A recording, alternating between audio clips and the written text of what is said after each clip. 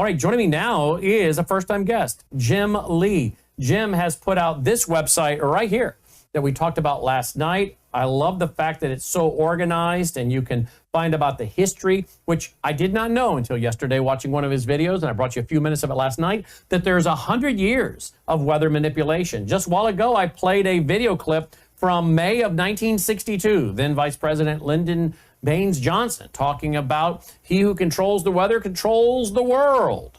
So this is something that's been going on a very long time. This guy spent years into documenting it and putting it up online at weathermodificationhistory.com, weathermodificationhistory.com. He comes to us via my friend Patrick Wood, who heard him speak in person once and said yesterday to me, this is a guy you need to be following. This is a guy you need to be interviewing. He keeps it on facts and documentation. So we tracked him down, and we're honored to have him here with us, Jim Lee of weathermodificationhistory.com. Jim, welcome to the broadcast. Thanks for being here. Thank you for having me, Brandon.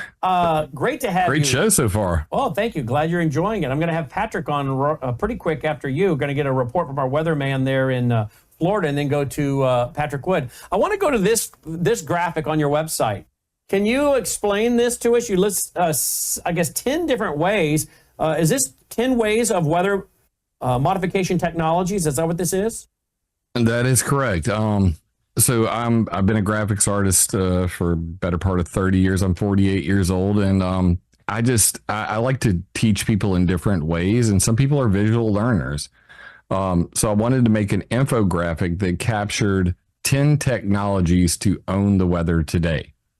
And if you break it into three very distinct categories: weather modification, geoengineering, and space weather modification, things like HAARP, sounding rockets, this encapsulates all of them, including what the scientists, the atmospheric, people would rather you call accidental geoengineering, like ship tracks, wet surface air coolers, nuclear power plants to put a lot of water vapor into the atmosphere, make artificial clouds, and the dreaded C word, whether it's chemtrails, contrails, plane farts, or, as I like to call them, cirrus clouds. Hashtag cirrus clouds matter. I encapsulated that all into not only a graphic that shows the technologies, but where the technologies are active. Well, this has been 100 years in the making. You've documented that. We're going to get to some of that timeline. But yet people think this is conspiracy, some people. Even so-called conservatives, I know, have been on social media saying, don't believe all these reports. They're conspiracy theories. But yet we were playing, I think it was Nora O'Donnell the other night, a video of her talking about it with a guy who was saying, it's allegedly the CIA was manipulating the weather during Vietnam. And Charlie Rose was sitting there with her. That was 9 years ago. The BBC has run a piece on NASA developing clouds and then making rain. This is far from conspiracy theory, but yet we even have people in the conservative world posting on social media that folks shouldn't be listening to this. That's a little frustrating because this is overwhelmingly documented scientific experiments going on, correct? Yeah, this is conspiracy reality. And that's the slogan on my other website, climateviewer.com, where conspiracy meets reality. So I don't delve in the what ifs and why fors. I deal in facts. And I have never met, whether it's a politician, a scientist, or, a regular NPC lemming, who's just into football and doesn't care about anything else, that I couldn't convince within 5 minutes of showing them my material that this is not a conspiracy. The only conspiracy is that you were never told about it. Yeah. And that's what I like to say to people. Just because you don't know about it doesn't make it a conspiracy. I'm going to go to your website, weathermodificationhistory.com. Let's go there. I'm going to scroll to the bottom, and then we'll pick it up right here. So you've got, you're starting back at about 1890 to 1892. Tell me, we got to scroll through this and grab a few of your favorite ones along the way. Which one do you want to start with? Well, I started at 1850 with James Pollard Espy, and honestly, like I could have gone further back, but I wanted to start in a semi-modern era. We're not going to go back to Indians, Native Americans dancing. We're not going to go back to black powder rifles at Antietam causing rain. We're going to start with people intentionally trying to change the weather or climate. And James Pollard Espy he created the first U.S. Navy map, and he proposed lighting forest fires intentionally on the West Coast to make it rain on the East Coast. So he earned the name the Storm King. Another really crazy story is in 1916, there was a gentleman named Charles Mallory Hatfield, and he was paid by Los Angeles to make it rain. And it's right there. You'll see the guy in the black and white. Yeah, right here. Right there. Yeah. Charles Hatfield. Each one of these things on the timeline, if you click on them, there's going to be details about it. There's going to be several references at the bottom, and then usually an image or video gallery included in that with original newspaper articles. This must have taken you guys years to put together. I'm pretty quick, but wow. Yeah, the irony of this is you're about to have Patrick Wood on. I met Patrick Wood in 2015, in 2016, and at G. Edward Griffin's Freedom Force International conference. And I gave a PowerPoint presentation. And during that PowerPoint presentation, I said, when I get back home, by the time I'm done flying home, I'll have a weathermodificationhistory.com for you to check out, because I knew that the DVD would be coming out later. So interestingly enough, that's how I met Patrick Wood. That's how you met me, isn't it? That's right. Everything comes together. But this website I created because I wanted to take my opinions out of everything. I had been working on climateviewer.com since 2012. And I had a website before that, but I deleted the whole thing. And this website is a reference website. It has literally been cited in over 200 peer-reviewed journals and books. So I built this site to educate people, sans my opinions or beliefs or any of my individual conspiracies. So if you want to look at what you were talking about earlier with Operation Popeye, which should be up on that sidebar, by the way, I have like a popular thing, but yeah, it would be right at 1967. 1967. All right, let's go up there. 1967, and yeah, see right there is a C-130. Yeah. Mm-hmm. And if you can zoom in on that a little bit, you can just hold the control button and roll the wheel up or what. Yeah, you got Windows, and you can zoom in on that and actually see it. But if you scroll to the bottom, there's a whole lot of newspapers and documents that you're not going to see anywhere else on this. And people don't know about the history of weather warfare and how the CIA was embedded in the Department of Defense. And this actually led to hearings by Senator Claiborne Pell, who's on the right there, because Jack Anderson, or as I like to call him, Jack Anderson, Reporter of the Year. Oh, yeah. Yeah, I mean, this guy's he was a living legend. Yep. He saw a note on Lyndon Johnson's desk, and that's what led to breaking the story in the Pentagon Papers that led to the congressional hearings held by Senator Claiborne Pell, which led to the Weather Modification Reporting Act of 1972, the Weather Modification Policy Act of 1976, and eventually the Environmental Modification Convention at the United Nations, which, air quotes, banned weather warfare. In the meantime, the CIA was also engaged in weather warfare against Cuba. So many people know about Operation Popeye as, U.S. turns weather and rain into weapon. I mean, the newspaper articles. Rainmaking over trail tried by CIA. CIA rainmaking over Laos. I mean, good grief. Weather modification used for warfare, Senator hints. I mean, that's back in 1973 right there, that article. Senator to seek NATO ban of weather wars. New science, weather warfare. Here we go. Sunday News Journal. Rain making used as weapon in Southeast Asia. I mean, look at all these articles, for Pete's sake. And what's crazy about it is, I'm just picking select few. There's over 850 newspapers in our newspaper vault, which is up on the top menu. So if you go to weathermodificationhistory.com, there's an interactive timeline, which is what we're looking at now. Mm-hmm. And you can sort it by category. You can sort it by tags like weather warfare or hurricane modification. Seems to be a real hot topic right now. And then there's a newspaper vault at the very top, which has over 850 newspapers, which were delicately recreated by my good friend Dominic Marama up in Canada. So you could say this is an international cooperative effort between myself, Jim Lee, and Dominic Marama in Canada. And we joined forces. Of course, I made the whole website. He just did some pictures. But no, he was going to Google News and literally taking all of the different sections of the newspaper, clipping them out, turning them into a single image, then getting the header from the front page and putting it all that on there. I don't think anybody will ever appreciate the amount of work and effort that's gone into creating just the newspapers, let alone the entire website and all the research that went into it. Well, I can tell it's a ton of work. I mean, we could talk about this for hours, and I'm definitely going to have to get you back on this. But I want to go to this one here. Perfect Storm Fury, August 17, 1962 to 1962 to 1983. What is that one about?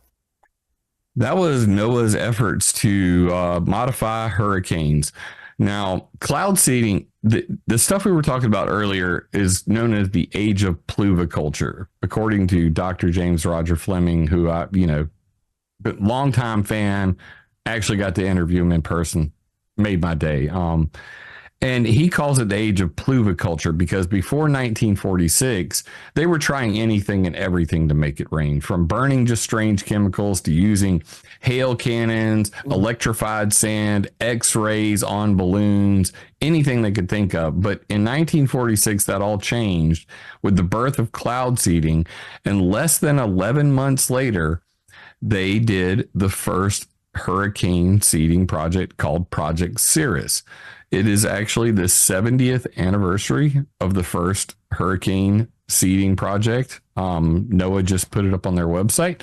And after Project Cirrus, now that went horribly bad. They actually turned a tropical storm into a hurricane, which then slammed into Savannah, Georgia. Yeah, that's this one right here. It's right there. Project Cirrus. Cirrus, yep. And that's where they dumped dry ice, right? And made that thing turn around?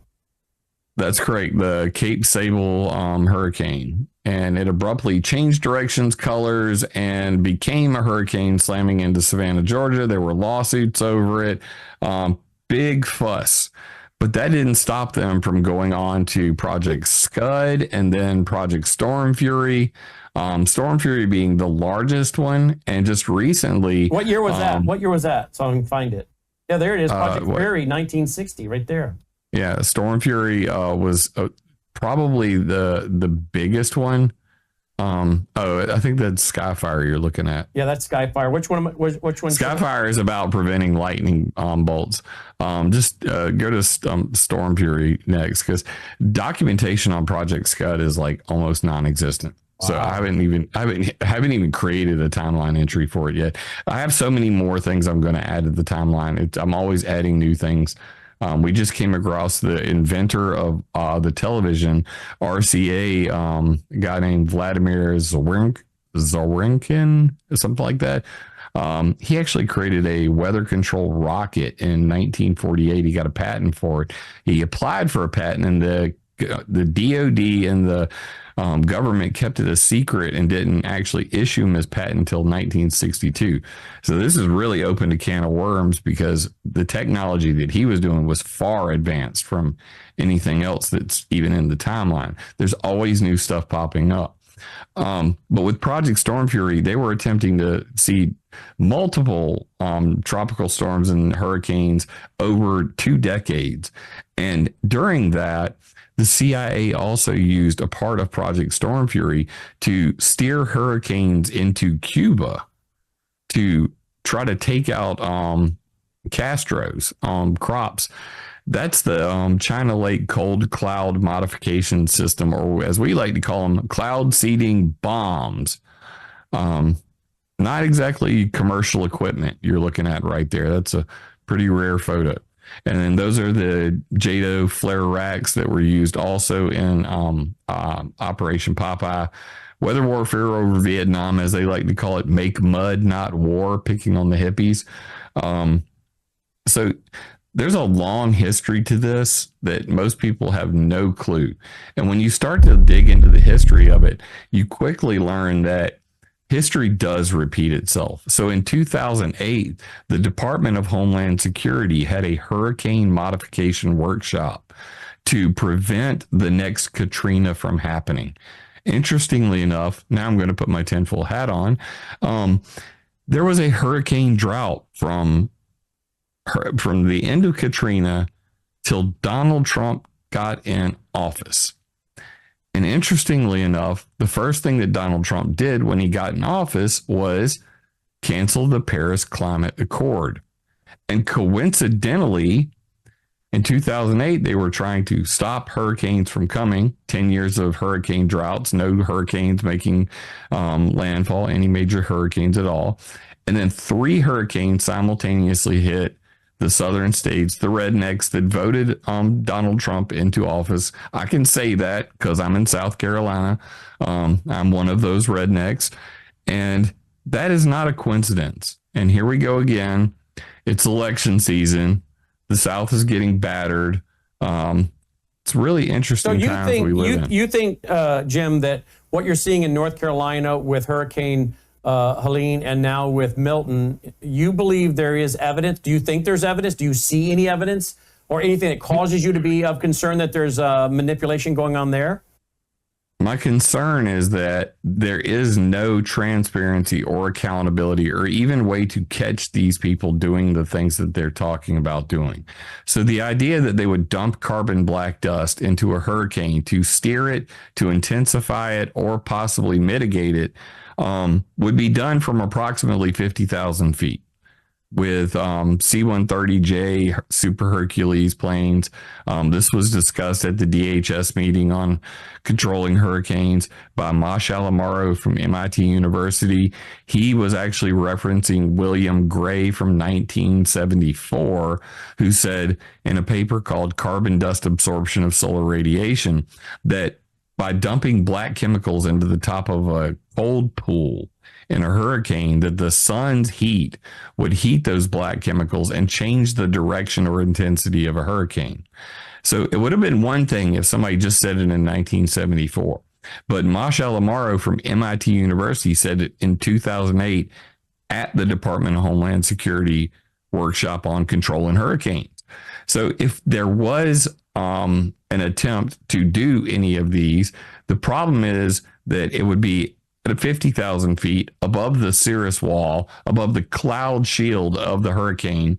So you couldn't visibly see it from the ground. Number two, if it's military flights, let alone CIA involved, they're not going to have their ADS-B transponders turning on. So you're not going to see them on any flight tracker. Number three, if they're doing it from boats, which has also been proposed by both Mosh Alamaro and William Gray, that they could inject carbon black dust from the ground. It would be sucked into the inner eye wall. So whether it's either boats or planes doing this type of chemical modification, there is no way to track planes that basically the government doesn't want you tracking. That leaves nothing but conspiracy theorists postulating that NEXRAD Doppler radars are somehow able to steer hurricanes with pinpoint precision. The truth of the matter is that since 1947 to present, there has never been any scientific proof or what they call scientific efficacy in cloud seeding. There is no such thing as weather control. There is only weather modification. You can modify a thing. You can try to make it rain more. In the United States, October through March of every year, there are ground-based cloud seeding generators called orographic cloud seeding that operate all winter long, and they do snowpack augmentation on the Rocky Mountains. And they have since 1948, when Irving P. Crick invented the ground-based cloud seeding generator. And nobody knows. Nobody knows that almost all of the water that's being captured on these mountaintops, which feed all the tributaries, and all of the water in the West is being paid for by companies like Idaho Power Company. If you're paying your power bill in Idaho, by the way, they're modifying the weather and creating artificial snow on the Rocky Mountains. When you start to put all of these pieces together, whether it's the corporate side, whether it's the military side, the government with the Department of Homeland Security, everybody's tinkering with the weather, and our foreign adversaries are too. So when you realize that China has pledged to put over 100,000 of these ground-based cloud seeding generators on the Himalayan plateaus, and they're in water wars with their neighbors like India over the Yangtze and the Brahmaputra River. And then you see these historic flood videos coming out of China. And then you realize that what they're doing is literally destabilizing weather on a worldwide basis. Their weather modification activities are on such a large scale that it could be considered geoengineering. It could be considered a violation of the NMOD Treaty of 1978. And we're really on the precipice of a water war, or weather wars. So I guess the real takeaway from this is that, as retired Colonel David Kuczynski said in 1994, the water will be to the next century what oil was to the last. And when you let that sink in, it really does put a new spin on things, especially with Iran claiming that the United Arab Emirates and Israel are stealing their weather. That's in the timeline as well. So as you get closer to the end of the timeline, you'll see things get crazier and crazier, like steering lightning bolts with laser beams. And the list goes on and on. Well, in fact, you mentioned laser beams. Here's a picture. Have you mentioned this guy's name tonight? Michio Kaku. I have seen that video at least 1,000 times at this point. Yeah, absolutely. And he's talking about lasers, is he not? Yes, he is. And that actually came about, I did a 4-part series on my YouTube channel. And then you can't make this stuff up. The Weather Channel did the exact same series called Hacking the Planet. And they did it in the same order as the series I did on YouTube. And the next thing I knew, Michio Kaku's on freaking the lamestream media regurgitating stuff out. Like, he didn't say the name. I'll say the name. There's a what's called a femtosecond Terra Mobile trillion watt laser. It fires in a femtosecond. So they have two different kinds, these femtosecond lasers, which can ionize the clouds. That causes water to coalesce on cloud condensation nuclei or cloud seeds. And then you have these other ones that are called dressed lasers. And in both cases, you need three things to make a cloud to make it rain. You need water vapor, you need something for it to stick to, and you need some spark of electricity, some ionization. That's normally in the form of galactic cosmic rays, but we can artificially induce that with lasers and with what are known as cloud ionizers. Now, all of these technologies are being used in the United Arab Emirates Rainfall Enhancement Program, and they're doing this with a bounty system. So that's why the UAE is currently the hub of all new weather modification technologies, because if you can make it rain on them, they will make it rain on you. Wow. Let me go you can't make this stuff up. Let me go to a clip. It's on your website. 1980 NBC News. I want you to respond to this. On clear days, you can often see long white lines being traced high in the sky. They are contrails of jet aircraft, actually long, slender clouds. Weathermen are finding them especially fascinating because a theory is being developed that those long white lines may be changing our weather for the better. Details from Roger O'Neill. The exhaust from jet engines, usually seen as long, thin trails of white clouds behind high-flying jet airplanes, may be a big reason why there are 30 fewer days of sunshine a year in the Midwest now than there were in 1900. The daily range between high and low temperatures has also narrowed. Weather researchers studying cloud cover in 10 Midwestern states found a sharp increase in cloudiness with the increase in commercial jet travel. Particularly in the main east-west jet corridor, there were even more clouds. A jet produces a contrail, or cloud, because its exhaust consists primarily of water vapor.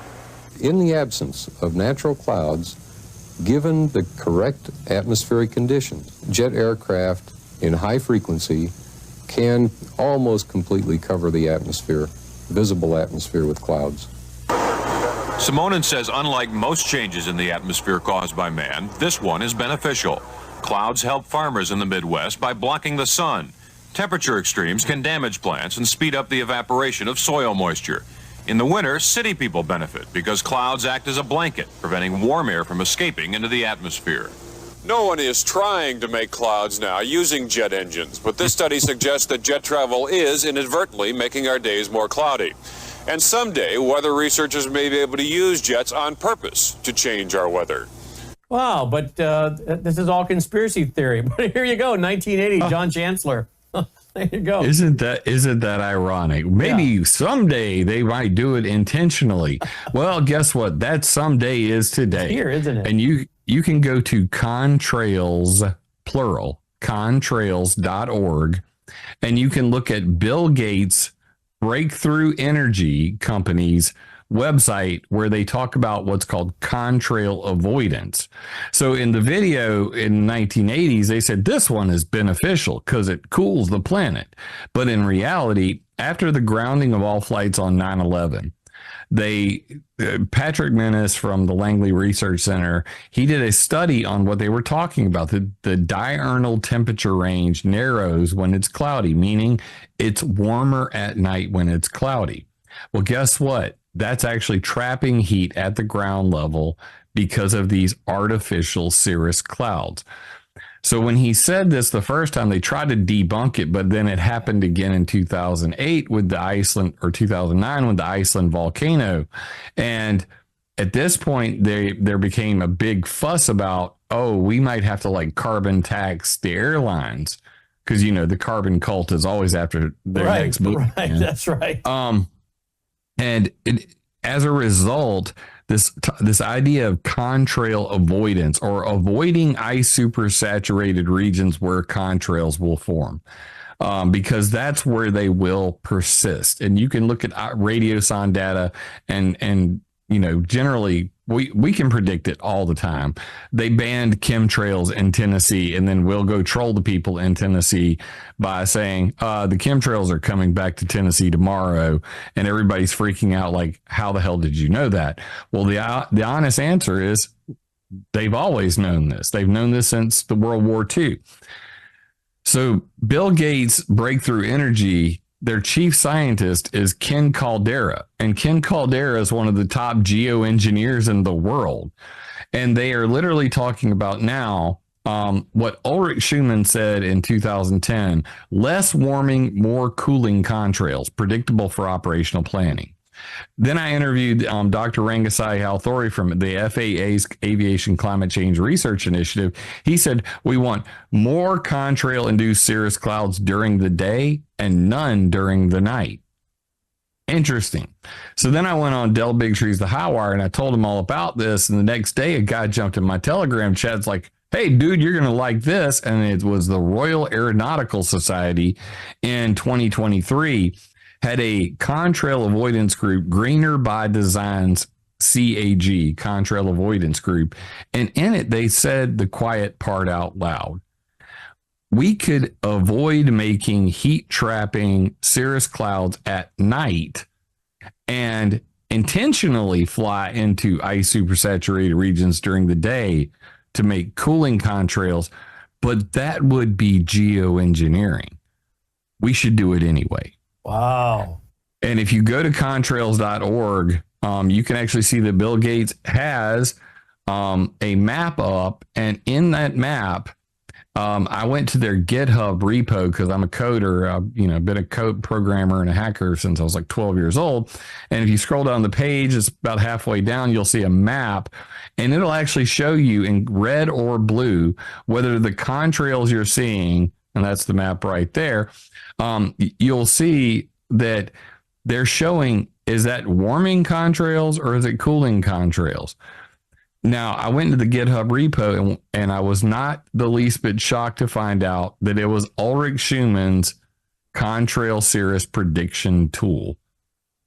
The same guy that I had originally found, because I was looking for intent. And I found the word intent in the word more. It is accidental geoengineering until you say the word more, because that more implies intent. So if you want less warming, more cooling being geoengineering, then you're intentionally trying to create clouds to cool the planet. That is the goal here. So while everybody's so focused on pumps and pipes and secret agendas, jet exhaust in the right conditions creates clouds, and Bill Gates and company are literally now bragging about it because I've spent the last 15 years of my life like telling on them. So they might as well admit to it now that they do want to make less warming, more cooling contrails during the day, none at night. And there's a secondary geoengineering proposal called contrail cirrus thinning, or cirrus cloud thinning, CCT. And that's the idea of literally melting these clouds away at night if all else fails. So the three main types of geoengineering are stratospheric aerosol injection, marine cloud brightening, and cirrus cloud thinning. Everybody talks about solar radiation management, stratospheric aerosol injection. Some people talk about marine cloud brightening, the idea of mimicking ship tracks by spraying sea salt into the sky to make clouds whiter, brighter, more reflective, reflect sunlight back to space. Nobody, and I mean nobody but this guy here, this little kid, talks about cirrus cloud thinning. And I find that highly ironic. So there's a lot to this, to this whole, story. Like, there's always the diversions. Everybody focuses on, things like HARP, and they go, well, HARP's controlling the weather. And I'm like, but HARP's not on. And they're like, well, how do you know? And I'm like, you can tell when it's on. Well, how can you tell when it's on? You can. And for those who don't know, what is HARP? HARP is the High Frequency Active Auroral Research Program. And where is it based? It's in Gakona, Alaska. It is an ionospheric heater. It's a 3.6 million watt transmitting system with 180 72 foot tall antennas with an effective radiated power of 5 billion watts. And it heats the ionosphere. So that is space weather modification. So we're talking 150 kilometers to 300 kilometers up in the air. That's what it's affecting. So people would go, well, can't that affect weather? Let's put this into context. For those who are out there saying that NEXRADS or HARP can steer the jet stream or a hurricane produces 7 quadrillion joules per second of energy. To translate that into watts, you simply just say watts.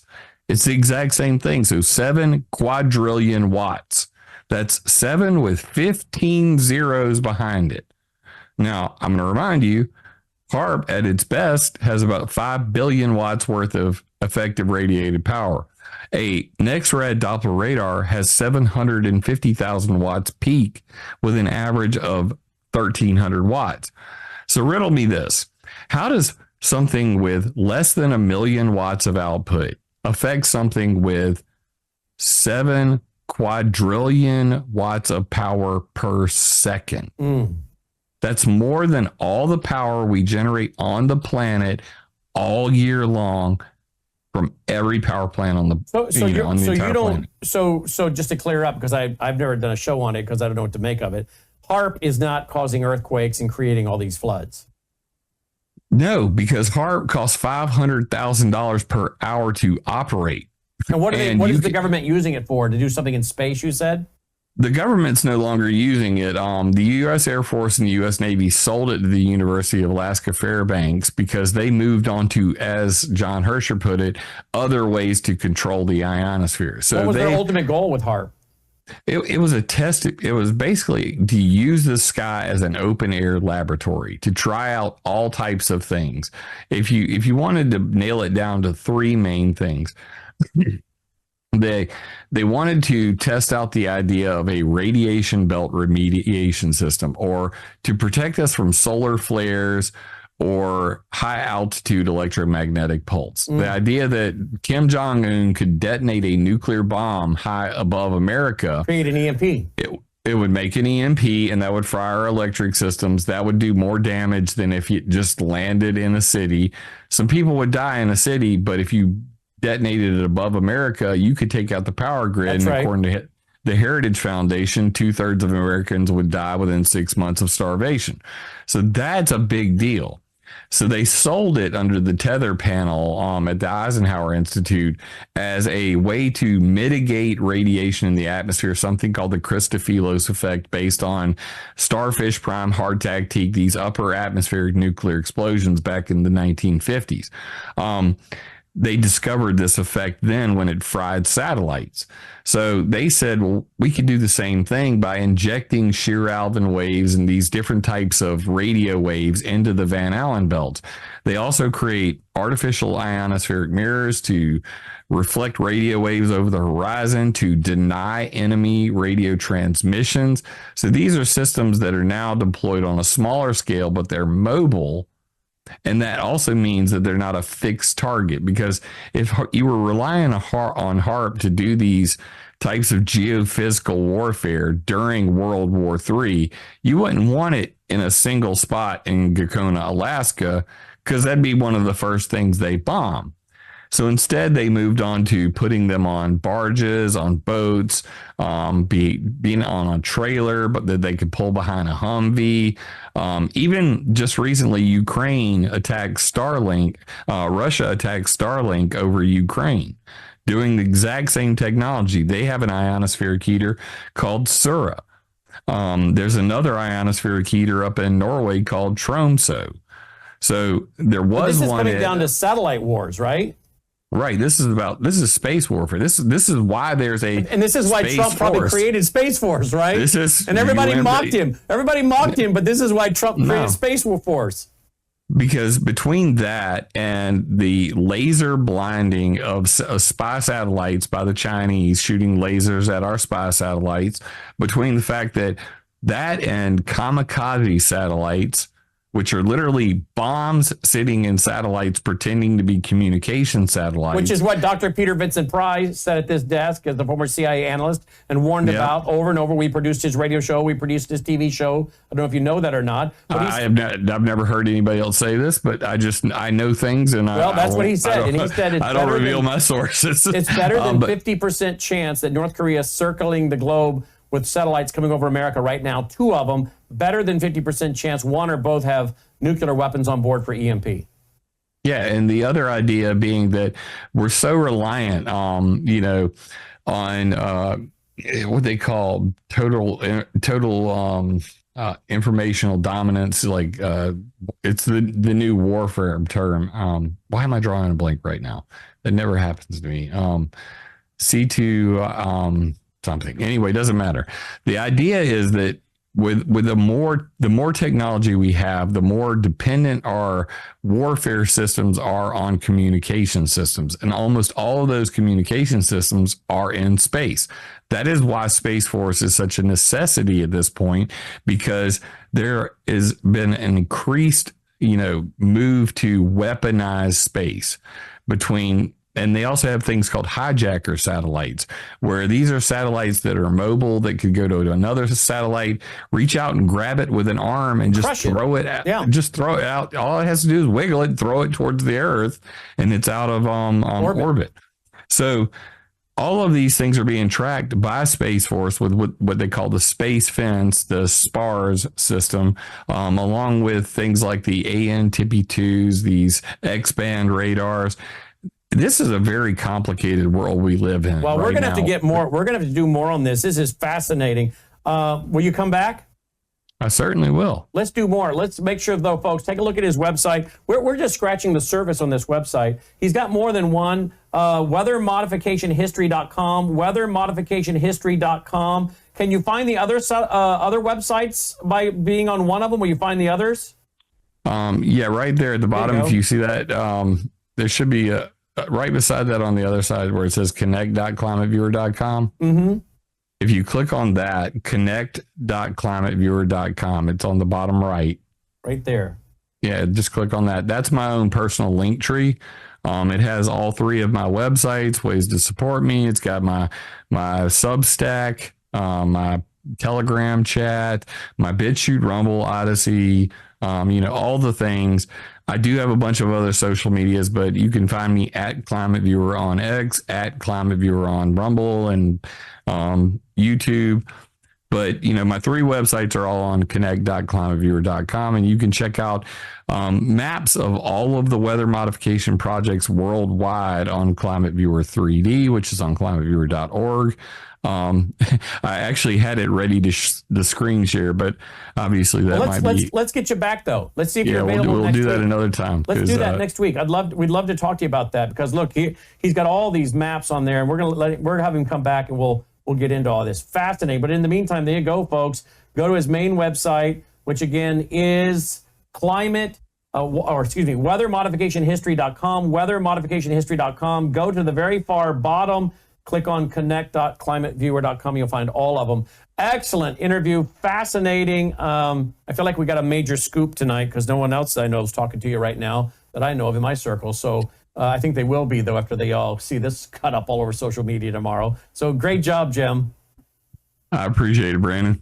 You too. Jim will be back. Jim Lee, folks. Weathermodificationhistory.com. Isn't that fascinating?